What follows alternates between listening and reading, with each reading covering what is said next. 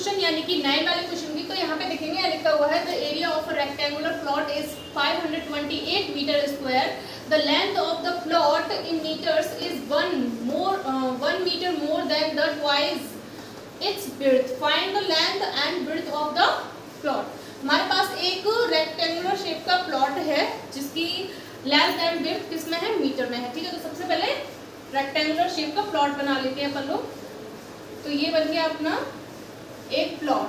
ठीक है, अब ये क्या बोल रहे हैं, यहाँ पे देखेंगे the length of the plot in metres is 1 metre more than twice its width, मतलब इसकी विड्थ ये होगी, लेंथ ही होगी। ठीक है, अगर विड्थ x है तो सबसे पहले तो इसका ट्वाइस होगा लेंथ और उसमें भी 1 मोर होगा, तो ये बन जाएगा। ठीक है, तो अब सिंपल सा काम है, प्लॉट का जो एरिया है वो कितना है 528 मीटर स्क्वायर, ये इसका एरिया है। ठीक है, अब हमने अपना डायग्राम बना लिया अकॉर्डिंग टू क्वेश्चन। ठीक है, तो अब उसके बाद हम अपने डायग्राम से जो गिवन है उसको नोट डाउन करेंगे और जो हमें लेट करना है वो अपना लिखेंगे। ठीक है, तो सबसे पहले सॉल्यूशन में करते हैं। गिवन क्या है हम लोग के पास, रेक्टेंगुलर का area, area of rectangular plot क्या हमारे पास 528 मीटर स्क्वायर, राइट। अब इसके बाद हम लेट करेंगे लेंथ और विड्थ। तो सबसे पहले विड्थ लेट कर लेते हैं क्योंकि विड्थ का ट्वाइस और मोर देन लेंथ है, तो विड्थ को लेट करेंगे। Let the width of the plot is equal to कितना x, okay, and the length of the plot, length क्या होगी, लेंथ देखिए यहाँ से, the length of the plot is 1 more than twice its width, यानी कि width जो भी है उसका दुगना तो लेंथ है और उसमें भी 1 मोर है। ठीक है, तो ये बन गई हमारी लेंथ। ठीक है, अब चलेंगे अपने क्वेश्चन के according. Now according to question, ठीक है, अकॉर्डिंग टू क्वेश्चन चलेंगे। तो आप देखिए इसमें क्या है, एरिया दिया हुआ है और एरिया के लिए हमें क्या चाहिए होता है, L इंटू बी चाहिए होता है, जिसकी वैल्यू हमने लेट कर रखी है। तो करेंगे L into B is equal to area. ठीक है, L यानी कि लेंथ कितनी है 2x प्लस 1 और विड्थ कितनी है, विड्थ हमारे पास x और एरिया कितना है 528। ठीक है, अब इसको सॉल्व कर लेंगे तो ये हो जाएगा 2x square plus x minus 528। Okay, अब ये बन गई हमारे पास एक क्वाड्रेटिक इक्वेशन। ठीक है, बट इस इक्वेशन में एक प्रॉब्लम आ रही है, क्या आ रही है, छोटी सी प्रॉब्लम है, x स्क्वायर के पास में ये 2 है, तो अब क्या करना पड़ेगा, इसका मल्टीप्लाई यहाँ पे करना पड़ेगा हमें, यानी कि इस 2 का और इसका मल्टीप्लाई करना पड़ेगा और फिर जो भी आता है उसका हमें फैक्टर करना पड़ेगा। इट मीन्स 2 इंटू 528 का फैक्टर करना है और ऐसा फैक्टर करना है कि माइनस करने पर 1 आ जाए और मल्टीप्लाई करने पर इन दोनों का इक्वल आए। ठीक है, तो हम लोग क्या करेंगे, इस 2 को एज इट इज रखेंगे, 528 के मल्टीप्लाई करेंगे तो 2 इंटू 2 2 जा 4 और 2 6 जा 12 और 2 4 जा 8। ओके, अभी भी हमारा कुछ नहीं होने वाला, तो इसको और करेंगे सॉल्व, इसके फैक्टर करेंगे तो ये आएगा 2 बन जा 2 और इसको और तोड़ेंगे 2 3 जा 6 और 2। ठीक है, अब इसको और तोड़ेंगे क्योंकि हमें इससे अभी कुछ नहीं मिल रहा, तो इसको तोड़ेंगे 132 को, तो 132 में क्या टूटेगा 2 इधर आया, अब इसको निकालेंगे, इसमें 2 6 जा 12, 1 बचा 2 6 जा 12। ठीक है, अब हमारे पास इक्वेशन बन रही है, अब इसको और तोड़ेंगे, देखते हैं हमें 1 मिलेगा। यहाँ पे हमारे जो टोटल फैक्टर निकल कर आए हैं वो निकल कर आए हैं ये। ठीक है, तो हमें इसमें 1 मिलेगा, 2 2 जा 4 4 2 जा 8 और 8 2 जा 16 और 16 में से अगर हम 66 में से 16 को माइनस करते हैं तो 1 नहीं आएगा, यानी कि हमें इसके और फैक्टर करने पड़ेंगे अभी। तो हम इसके अगर फैक्टर करें तो 2 इंटू 2 3 जा 6 2 3 जा 6, यानी कि इसके आगे हम लिख पाएंगे क्या 2 इंटू 33, ये लिख पाएंगे ना क्योंकि इसका फैक्टर ये आया। ठीक है, तो अब क्या बना 2 2 जा 4 4 2 जा 8 8 2 जा 16 16 2 जा 32 32 एंड 33 ये फैक्टर बन रहे हैं। तो अब आप देखिए 33 में से 32 को माइनस करेंगे, माइनस का साइन है तो 33 में से 32 को माइनस किया तो 1 बचा, और इन दोनों को मल्टीप्लाई करेंगे तो वापस हमें यही चीज मिल जाएगी क्योंकि ये इसका फैक्टर है। ठीक है, तो फाइनल जो हमारे पास फैक्टर निकल रहा है वो कौन से थे, ये वाले। ठीक है, आई होप आप लोगों को समझ में आया हो। एंड मैंने आपको पहले भी बहुत बार बोला है और अभी भी बोल रही हूँ कि अगर आप ऐसे निकालने में कंफ्यूज हो जाते हो तो कोई बड़ी प्रॉब्लम नहीं है। आप टेबल को अपना अच्छे से करिए, टेबल जितनी पावरफुल होंगी आपकी उतना ही क्वेश्चन इजी आपके लिए पड़ जाएगा। ठीक है, एंड जिसको ये प्रोसेस भी आती है उसके लिए तो बहुत अच्छी बात है। ठीक है, तो अब हमारे पास फैक्टर्स निकल कर आ गए हैं 32 एंड 33। ठीक है, तो इनका यूज करेंगे हम लोग यहाँ पे। तो करते हैं 2x² प्लस 33 माइनस x साथ में ले लेते हैं। ठीक है, माइनस 32x और माइनस का 5 to 8। ठीक है, यहाँ पे हमने एक स्टेप छोड़ा है, नेक्स्ट स्टेप को डायरेक्ट लिखा हुआ है। ठीक है, तो कंफ्यूजन नहीं होना चाहिए बिल्कुल ही। ठीक है, और ये चीज़ आप लोग साइड में रफली नोट कर सकते हो। ये जो फैक्टर किए हम लोगों ने इस चीज़ को आप लोग साइड में रफली नोट किया करिए ताकि आप बार बार जब रिवीजन करेंगे तो ये चीज़ भी आपको बहुत अच्छे तरीके से आने लगेगी। ठीक है, now back to our question. अब यहाँ पे बात करते हैं तो यहाँ पे देखिए ये 2 है, यहाँ 33 है, यानी कि कोई कॉमन नहीं मिल रहा है। अगर कोई कॉमन नहीं मिल रहा है तो भी हम आगे चल सकते हैं क्योंकि यहाँ x कॉमन मिल रहा है, तो हम x लेके आगे का सॉल्व कर लेंगे। लेकिन एक चीज हम यहाँ पे देखते हैं, क्या यहाँ पे 32 है यानी कि ये दोनों x के ही कंपोनेंट तो है, मतलब x के ही तो है ये दोनों पार्ट, तो आगे पीछे करने की तो कोई प्रॉब्लम तो है नहीं। लेकिन ये 32 यहाँ इसके साथ आ जाएगा तो हमें कॉमन मिल जाएगा, और कॉमन मिल जाएगा तो यहाँ से हमारे लिए ईजी पड़ जाएगा। ठीक है, x की वैल्यू आसानी से निकल आएगी, अदरवाइज बाद में हमें और झंझट करने पड़ेंगे। अगर हम यहाँ से सीधे सीधे करते हैं तो निकल तो वैसे भी आएगी, कोई प्रॉब्लम नहीं है, लेकिन बाद में प्रोसेस लंबी हो जाएगी। इसलिए हम लोग जगह एक्सचेंज करते हैं, इसमें से और इसमें से कॉमन लेते हैं। तो इसमें से हमें 2x कॉमन मिलेगा, तो यहाँ बचेगा x और यहाँ बचेगा माइनस का 16। ओके, अब कॉमन लेंगे इसमें से और इसमें से। ठीक है, तो प्लस करते हैं यहाँ पे क्योंकि ये प्लस का साइन है तो यहाँ प्लस लगेगा, और यहाँ पे 33 को कॉमन लेंगे तो यहाँ बचेगा x माइनस 16। ठीक है, और इज इक्वल टू में 0 चल रहा है तो 0 अपना लिख लेते हैं। ओके, अब हम देखेंगे कि x माइनस 16 दोनों में कॉमन है, एक बार लिख लेंगे इसको x माइनस 16 एंड अपने पास जो बचा हुआ मटेरियल है उसको अपना अपन लोग एक अलग ब्रैकेट में बंद कर देंगे। ठीक है, अब आप देखोगे कि x के यहाँ से 2 वैल्यूज निकलेंगी, पहली तो 16 निकलेगी। देखिए x इज इक्वल टू निकला 16 एंड 33 अपॉन 2 और वो भी माइनस का। तो अब आप देखिए हमने यहाँ से थोड़ा सेट करके थोड़ा मतलब किया है, फर्स्ट और थर्ड टर्म को सेट करके फिर सेकंड एंड फोर्थ टर्म को सेट करके हम लोगों ने कॉमन लिया, तो उसका हमें क्या बेनिफिट मिला, यहाँ पे x की एक पॉजिटिव वैल्यू आई वो भी अच्छी वाली, और यहाँ पे हमें सेकंड वैल्यू मिली जिसकी हमें जरूरत भी नहीं है। क्यों? क्योंकि ये नेगेटिव चीज है, और नेगेटिव हमारी ना तो लेंथ हो सकती है ना ब्रेड्थ हो सकती है। रेक्टेंगुलर प्लॉट जो है उसकी ना लेंथ ना ब्रेड्थ, दोनों में कोई भी नेगेटिव नहीं हो सकता, तो इसलिए इस चीज को हम नेगलेक्ट मार देंगे। ठीक है, so we take positive value of x। ठीक है, पॉजिटिव वैल्यू लेंगे x की। ठीक है, ये भी हटा दो, कंफ्यूज मत होना बस। ठीक है, पॉजिटिव वैल्यू लेंगे x की, तो यहाँ पे क्या हो जाएगा, now the width is equal to x। ठीक है, is equal to 16, क्या मीटर चल रहा है, मीटर। ठीक है, एंड लेंथ क्या हो जाएगी आप लोगों की 2x प्लस 1 था, तो यहाँ x की वैल्यू रखो तो क्या हो जाएगा, x is equal to 16 लिखेंगे। ठीक है, x की वैल्यू लिखेंगे तो 16 plus 1, 16 two 32 plus 1 is equal to 33 metre. Okay, तो ये हो गया आपका question number 9 complete. I hope guys आप लोग को समझ में आया हो। अब इसे बहुत जल्दी से नोट कर लीजिए।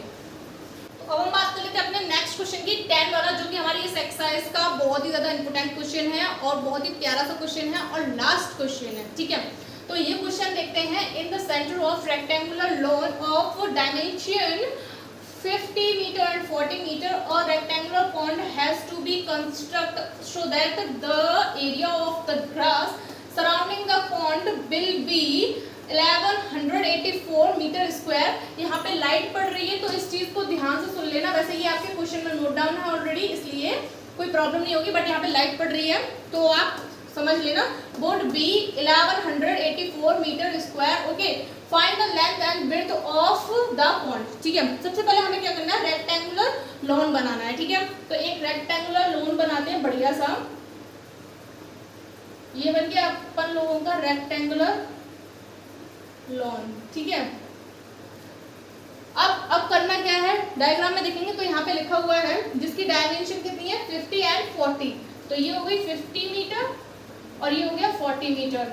ठीक है, लेंथ और विड्थ पता चल गई हमें इसकी। ठीक है, एंड अब इसके बाद इन्होंने बोला है pond has to be construct so that the area of the grass surrounding the pond.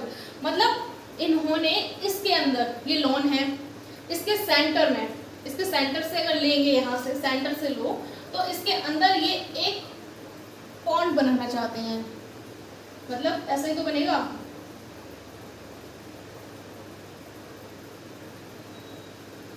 ठीक है,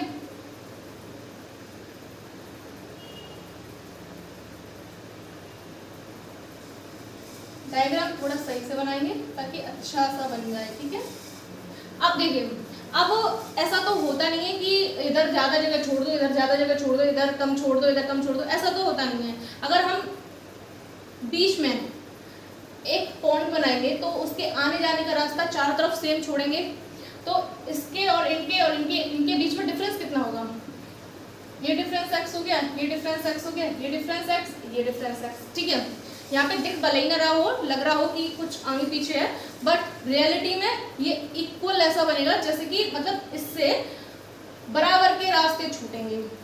कोई छोटा मोटा लंबा चौड़ा रास्ता नहीं छूटेगा कि इधर छोड़ दिया हमने इतना बड़ा, इधर छोड़ देते हैं हम इतना सा, ऐसा तो नहीं बनेगा ना, क्योंकि ये सेंटर में बनाने की बात कर रहा है। तो सेंटर से लेंगे तो इक्वली लेंगे चारों तरफ से। ठीक है, तो ये हमारा पॉइंट बनेगा। ठीक है, अब क्या बोल रहे हैं ये, सो that the area of the grass surrounding the point, इस के चारों ओर ग्रास का जो सराउंडिंग होगी उसका एरिया कितना है 1184 मीटर स्क्वायर। ठीक है, अब क्या करना है, अब पहले हम डायग्राम को समझ लेते हैं। अब अगर मैं इसकी लेंथ और इसकी विड्थ निकालूं, ये छोटा सा रेक्टेंगल अंदर बना है उसकी भी तो लेंथ एंड विड्थ चाहिए होगी हमें।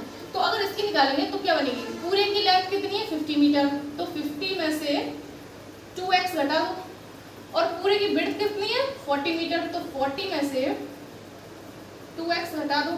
सही बात है, तो ये छोटे वाले रेक्टेंगुलर की लेंथ और विड्थ निकल आई। ठीक है, अब हमें क्वेश्चन में सॉल्व करना है इसको। ठीक है, तो सॉल्व करते हैं। सबसे पहले गिवन लिख लेते हैं। गिवन में क्या है हमारे पास, सिर्फ एक चीज है, क्या, ग्रास का, यानी कि so that the area of the grass surrounding the point would be 1184 metre square. ठीक है, एरिया इज इक्वल टू कितना है 1184 मीटर स्क्वायर। राइट, अब हमें ये चीज नोट डाउन करनी है। ठीक है, तो कैसे करेंगे, and the length of the lawn कितना है हमारे पास 50 मीटर, और उसके अकॉर्डिंग विड्थ कितनी होगी हमारी 40 मीटर।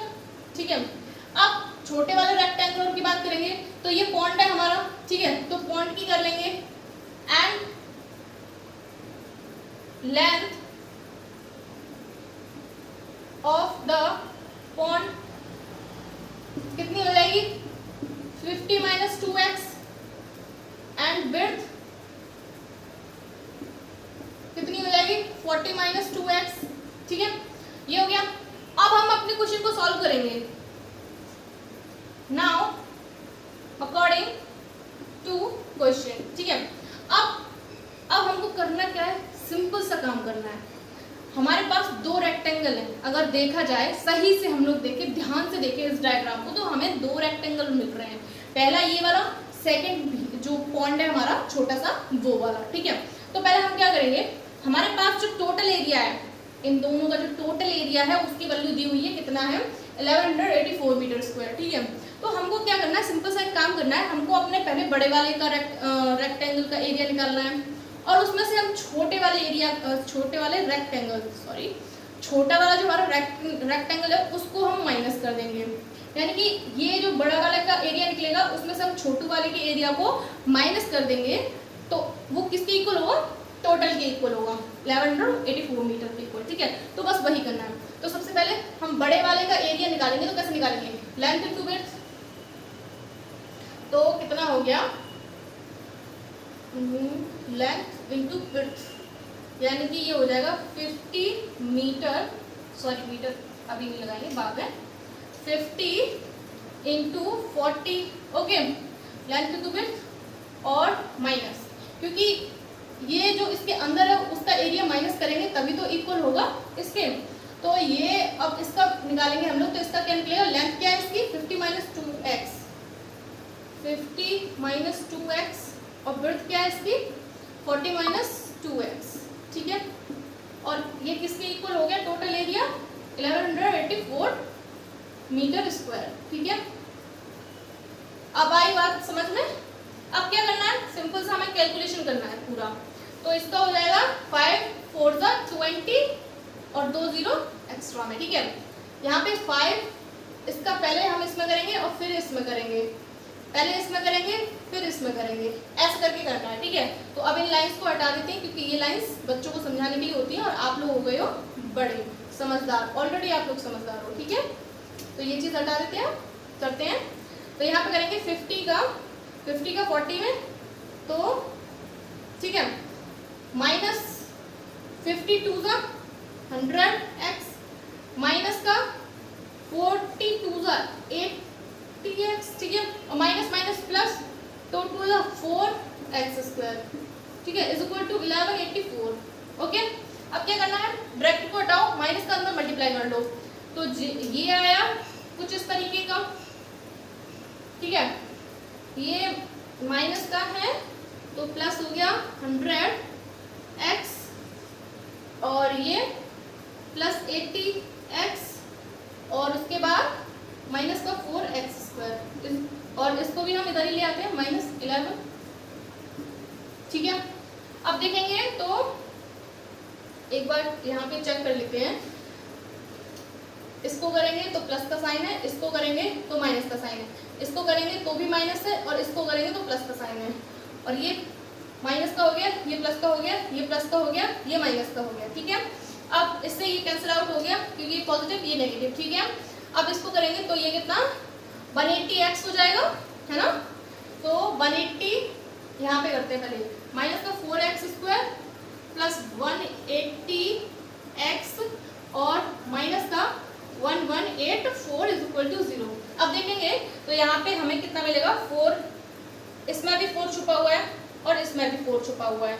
ठीक है, तो हम यहाँ पे लिखेंगे, माइनस के साथ कॉमन लेंगे 4 को, -4 कॉमन लिया तो यहाँ बचा x स्क्वायर प्लस, अब यहाँ पे इसमें से 4 कॉमन लेंगे तो 4 4 जा 16 और 2 बचेगा तो 4 5 जा 20, माइनस इसमें से लेंगे तो 4 4 जा 4 2 जा 8, 4 2 जा 8 9 10 11।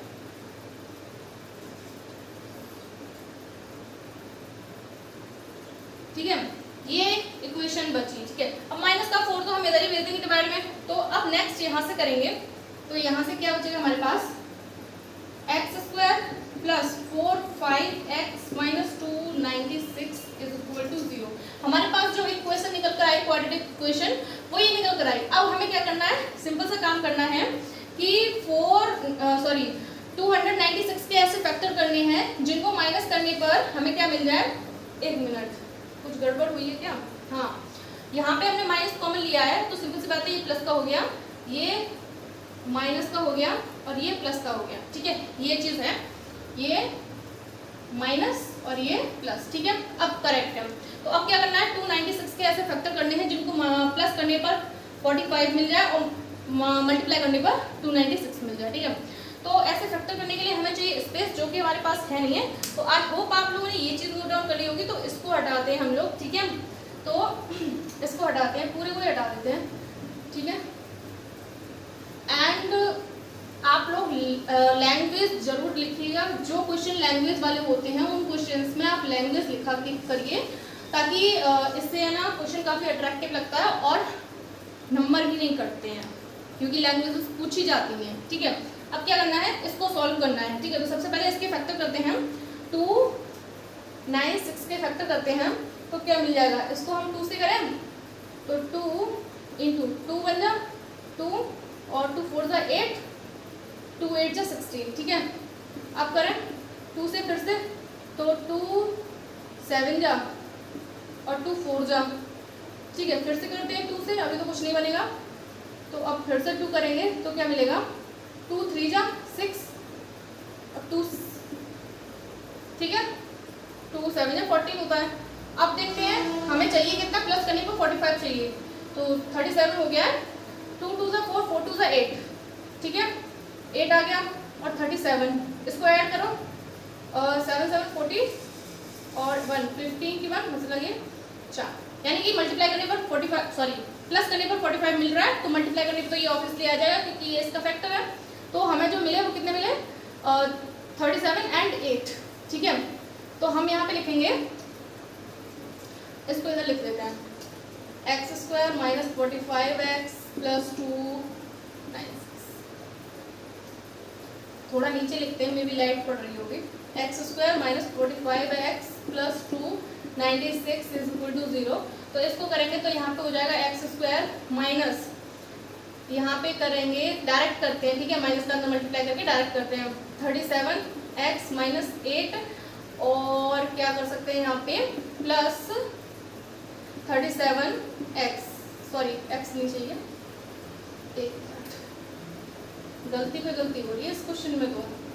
ठीक है, अब सही है बिल्कुल। ठीक है, अब क्या करना है, अब सिर्फ कॉमन लेना और कुछ नहीं करना है, तो कॉमन लो, तो x कॉमन लिया तो x माइनस 37 बचा, यहाँ से माइनस का 8 कॉमन लेंगे तो x माइनस 37 बचा इज इक्वल टू 0, तो x माइनस 37 और x minus 8 is equal to 0। अब यहाँ x की दो वैल्यूज आएंगी, 37 एंड 8। ठीक है, अब दोनों ही वैल्यूज वैलिड हैं, क्यों, क्योंकि दोनों ही वैल्यू पॉजिटिव हैं, तो हमें इसमें से लेनी कौन सी है, तो सिंपल सी बात देखिएगा, हमें यहाँ 37 तो हो नहीं सकता, लेकिन 8 हो सकता है ये सब कुछ, तो हम लोग now we take x is equal to 8। ठीक है, देन हमें निकालना गया था लेंथ और breadth, then the length of the pond कितनी आएगी, 50 माइनस 2x, तो इसका क्या हो जाएगा 50 माइनस 2 इंटू एक्स की जगह 8, तो 8 2 जा 16, यानी कि 16 माइनस करो इसमें से, तो लेंथ कितनी निकल कर आएगी, लेंथ इज इक्वल टू हो जाएगा 10 में से 6 गया 4 बचा, और क्या बोलते हैं 4 में से 1 गया 3 बचा मीटर। ओके, अब ये तो हो गई यहाँ तक की बात। अब इसके आगे की बात करते हैं, तो ब्रेड्थ की, now breadth is equal to, breadth कितनी है 40 माइनस 2x, यानी कि 40 माइनस 16, तो कितना हो गया, और 10 में से 6 गया 4 और 3 में से 2 गया, सॉरी 3 में से 1 गया 2 मीटर। ठीक है, तो फाइनल जो हमारे पास आंसर निकल कर आया है वो क्या है, लेंथ हमारी 34 मीटर एंड ब्रेड्थ हमारे पास 24 मीटर। ये था question number 10। I hope guys आप लोगों को ये एक्सरसाइज में कोई भी प्रॉब्लम नहीं आई होगी कहीं पर भी, एंड फिर भी अगर कोई प्रॉब्लम आती है तो आप मुझे कमेंट कीजिए, आपकी प्रॉब्लम को सॉल्व किया जाएगा। एंड अगर आप चैनल पर नए हैं तो चैनल को सब्सक्राइब कीजिए, ताकि जो भी प्रॉब्लम सॉल्यूशन वाली वीडियो आए वो आपको बिना किसी समस्या के मिल जाए, एंड जो भी नए क्वेश्चन सॉल्व कराए जाएंगे वो आपको ईजिली मिल जाए, ईजिली आपके पास अवेलेबल हो जाए।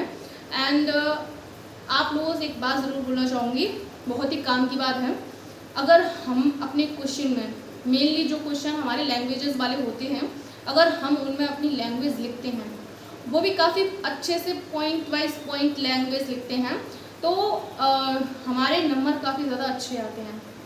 हालांकि जितने का क्वेश्चन होता है उतने पूरे नंबर मिल जाते हैं, वैसे भी मिल जाते हैं अगर थ्योरी ना लिखो, थ्योरी कम लिखो, थ्योरी कम लिखोगे तभी मिल जाएंगे, लेकिन कैलकुलेशन में अगर कहीं कोई गड़बड़ हुई तो वो नंबर कट जाते हैं। लेकिन अगर हम पॉइंट वाइज पॉइंट अपनी पूरी की पूरी थ्योरी लिखते चलेंगे और कैलकुलेशन करते जाएंगे तो लास्ट में जाकर कैलकुलेशन में थोड़ी बहुत कहीं मिस्टेक होती है तो इतना फ़र्क नहीं पड़ेगा, क्योंकि हम शुरुआत से अपने क्वेश्चन को पॉइंट वाइज पॉइंट शो करते चले हैं, कहाँ पे हमने कौन सा स्टेप लिया है, कहाँ पे हमने क्या किया है, किस चीज़ को माना है, किस पॉइंट को हमने इक्वेशन बन दिया है, किस पॉइंट को सेकंड इक्वेशन दिया है, ये सब कुछ हमने अपने क्वेश्चन में नोट डाउन किया हुआ है।